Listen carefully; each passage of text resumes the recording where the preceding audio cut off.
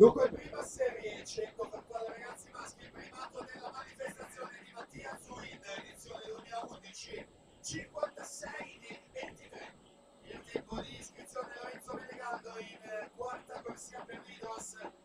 Vediamo quella che è la situazione alla virata dei 50 con Menegaldo che prova a costruirsi già un margine di vantaggio in vista della seconda fase di gara. Menegaldo 26,81, Carcagni 27,31, c'è già mezzo secondo a separare questi due atleti con Pellegrini in terza piazza dalla quinta corsia. Ricordo che successivamente ci sarà la sesta serie assoluta della farfalla, sempre per quanto riguarda i 100 metri.